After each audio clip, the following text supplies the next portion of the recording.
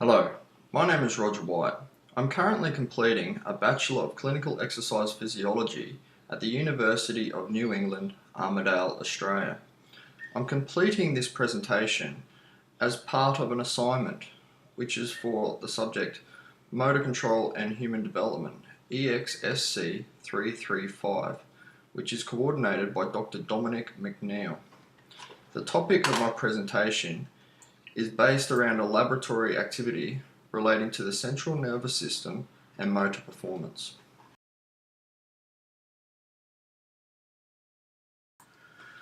It is well known that refining movement is beneficial to a sporting performance. That's why so many coaches devote so much time to technique training. When you think about it critically, technique training can really be broken up into two different areas. The first area is the motor control of movement. The second being the motor learning. Motor control of the movement is basically several different processes which are occurring in the brain which effectively allow the muscles to enact a movement. The second, motor learning, whilst it cannot be directly translated through practice, it can be inferred by an improved performance over a period of time. So as I mentioned earlier, as a class, we completed a laboratory activity. This laboratory activity encapsulated both of these principles. What I'm going to do now is run a short skit of basically what we did during the lab to give an idea of the method used during the lab. Following that, I'm going to show you the results of what came about.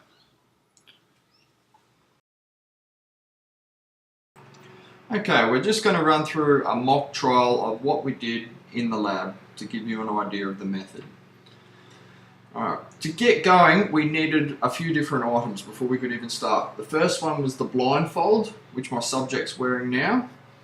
The second was the maze itself. So this is just an impersonation of the actual maze. The maze we completed during the lab was different.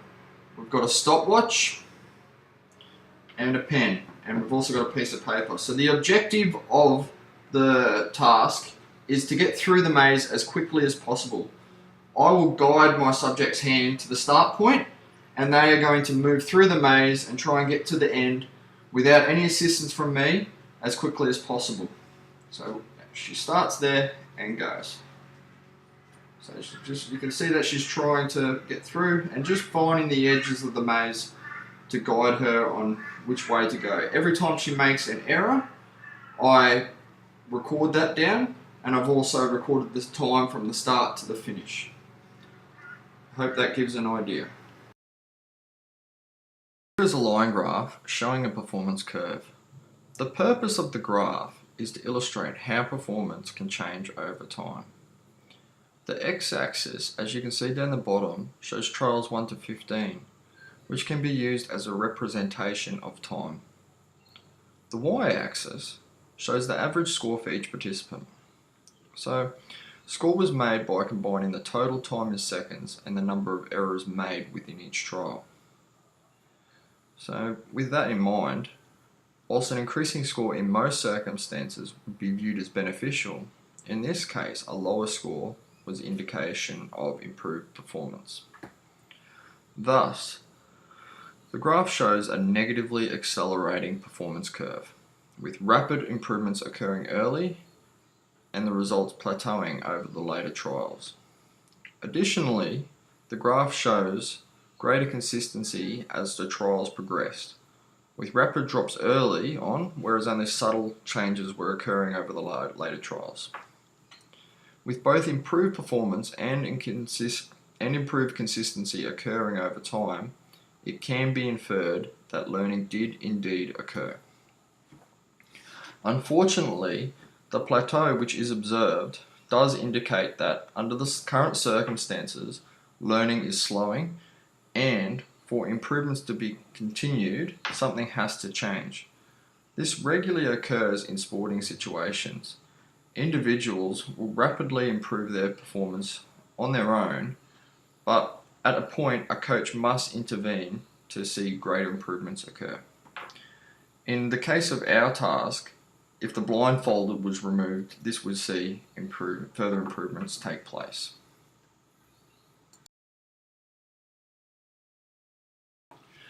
So what is going on during the maze task? Well, sensory information is highly relied upon during this task. Normally, to solve a maze, we would use our vision, which is our primary sensory information source. Unfortunately, the blindfold prevented this from helping us, so we had to rely on other sources.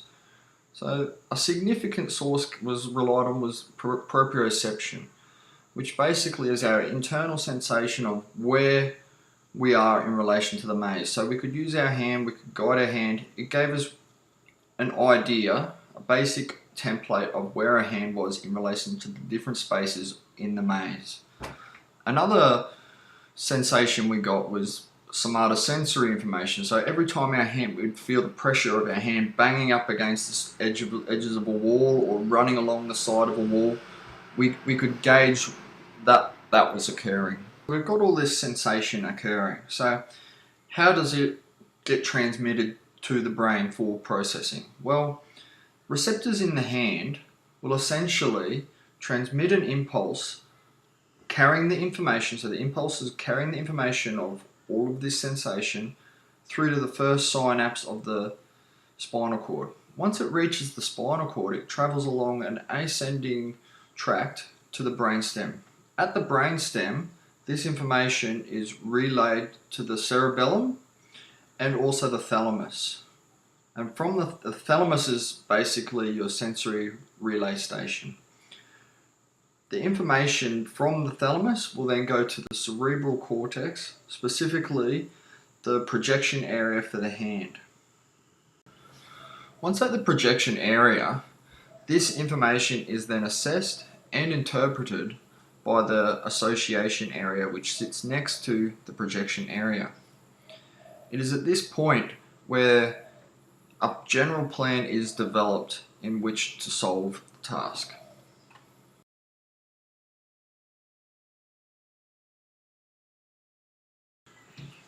Alright, so the movement decision process, it ultimately begins at the limbic system. This decision makes the decision to act. It's highly influenced by the motivation and arousal level of yourself. But as we're all motivated to do the task on the day, this wasn't a problem. So the decision to move the pen was not an issue during the task.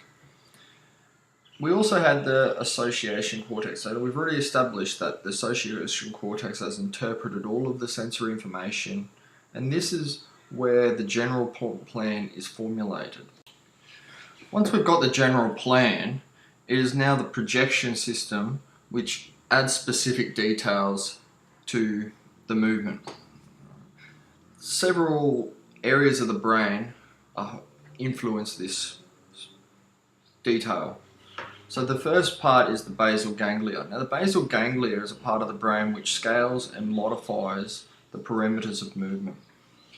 An example of this during the task might be how hard or how forcefully you're driving the pen into the paper, and how delicately you might go around a corner. Another area is the cerebellum. Now the cerebellum, it basically holds a blueprint of what the movement should look like, and it adjusts as so. So we might have this general plan of what the movement's going to be like, and the cerebellum goes, hold on, we actually want it to look like this, and they relay against each other to add a more accurate description of what the movement should be occurring. So also within the projection system, we have the motor cortex. The motor cortex in the information processing stages is made up of two main sections: the premotor area and the supplementary motor area. Now the premotor area is where an advanced plan is processed, basically. So this might involve the when you're banging up against a wall, for example, within the maze, this information being relayed to the thalamus, and then this being sent to the premotor area to say, hold on, this strategy of banging into the wall isn't working. Let's work out an advanced plan where we can change the direction and try and source a different route. We've also got the supplementary motor area. So with the supplementary motor area, this advanced plan is sent to it, and then it is integrated to form the process of movement. It is also within the supplementary motor area that the basal ganglia and cerebellum are both implementing their modifications to the processes.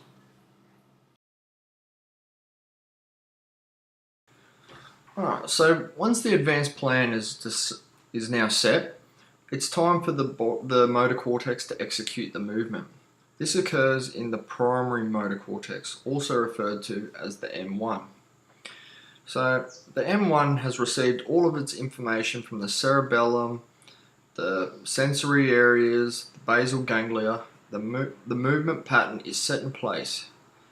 The M1 executes the movement by sending the output down the pyramidal system, okay, and it is this coordinated pattern which decides, okay, I'm going to move this muscle, that much, and it executes the movement in the desired way. Alright, so in conclusion, the aim of the lab was to address the learning, whether any learning was occurring during the task, and also indicate whether there are any specific neural locations which were changed as a result of this learning process. We can definitely establish that learning had occurred. We showed this with the results. Two areas where I believe did change during the course of the trials was the cerebellum and the hippocampus. So firstly, the cerebellum. The cerebellum, as I mentioned, holds the blueprint for the movement. When deciding to move, this information is relayed and recognized of what works and what doesn't work. It holds an indication of the blueprint of what the movement should be looking like. Over the course of the trials, this blueprint would have become more established.